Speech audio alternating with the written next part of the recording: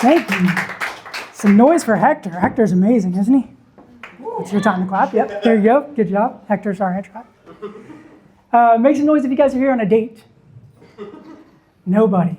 Really? 6 months, you guys aren't dating? You're not here on a date? No, this is official.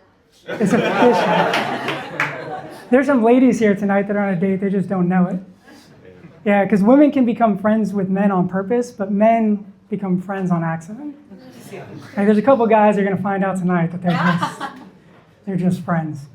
Nobody's here on a first date, right? It's hard to convince a girl to come to a place called The Basement on a first date. I feel like that's a hard sell.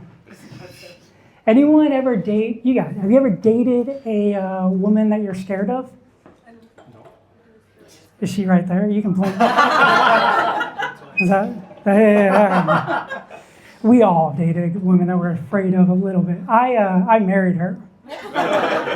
Yeah, I married her. And, like, admittedly, she's crazy. And my friends will say, like, hey, why'd you marry her? You knew she was crazy when you were dating. And the problem is, in my experience, crazy women give blowjobs on balconies.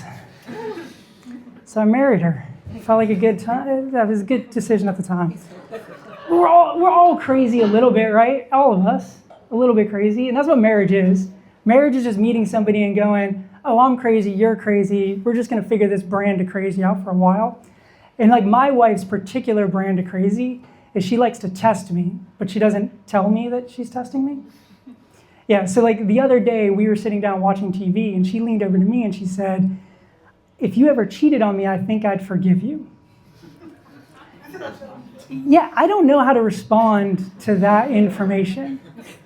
Like, I'm pretty sure there's not a right response. What about you? If she leans over and says that, what's the right response? Me? Yeah? Sorry again? If she leans over and says, I'll forgive you if you cheat on me, what do you say? I will say, okay.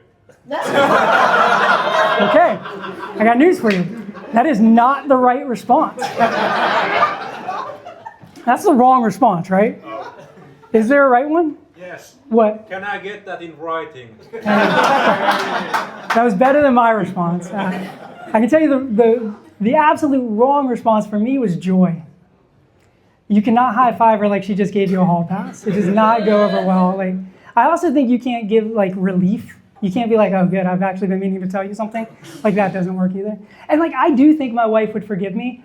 I don't think it would be out of love. I think it would be like out of a desire to torture me. Because like, I'm a married man, so I don't win a lot of arguments, but if she forgave me for cheating on her, I'd never make a decision again in my life, ever, right? Yeah, ever. Like I can see it now, we'd be talking about dinner and she'd be like, hey honey, I was thinking Chinese for dinner. I'm like, I'm kind of in the mood for Italian. And she'd be like, was that whore you fucked Italian? I'm like, guess we're having Chinese for dinner for the rest of my life.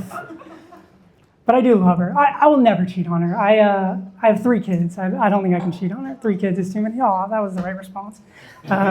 3 kids is too many kids, if we're being honest. It's like 1 too many kid. Like we have 2 boys and then 1 blessing. That's what my wife calls them.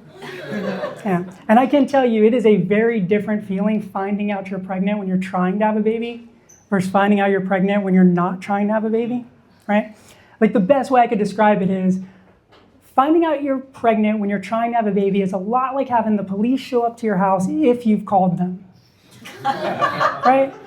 Like everyone's a little bit relieved, you're kind of happy, there's a little nerves, but nothing too bad. Finding out you're pregnant if you're not trying to have a baby is a lot like having the cops kick down your door at 2 o'clock in the morning and drag you out of your bedroom. Because your reaction's the same. Everyone's panicked, nobody knows what to do. You say, hey, it wasn't me, I didn't do it, where's the DNA evidence? Like they had the DNA evidence, all 3 kids are mine. And I don't know if it's different in Europe as it is in the US. Like I'm from America, and in America, they don't train you to have kids, which is weird, right? Like you can get a certificate to become a nanny to watch somebody else's kid. But if you make the kid, they just give you the kid. Like that's what they do, which is fucking insane, right? And like for me, when we had our first kid, like there was a big thing about like, don't shake your baby. Like there was TV commercials, it was like, don't shake your baby. They give you pamphlets, this is what happens if you shake the baby. every medical professional that touched the baby was like, don't shake this baby. And I remember looking at my wife and I was like, who the fuck would shake a baby? Like, that is insane. And then they send you home with the baby.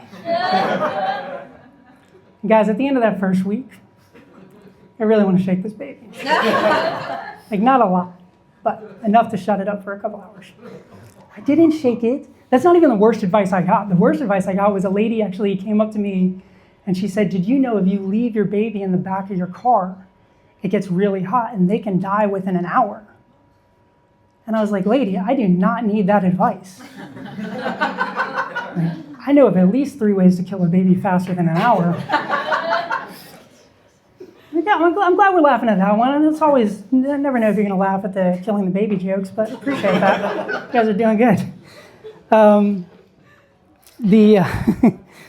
I didn't kill the babies, obviously. We have 3 of them, and they're all, my oldest one is 16 now, which, yeah, that's the age that you do have to knock on his door before you enter. Yeah. I told my wife that. I tried to explain it to her, and I was like, hey, listen, just knock. You don't want to find out what a 16-year-old boy does behind closed doors. And she was horrified. She was like, you better never let me catch him doing that.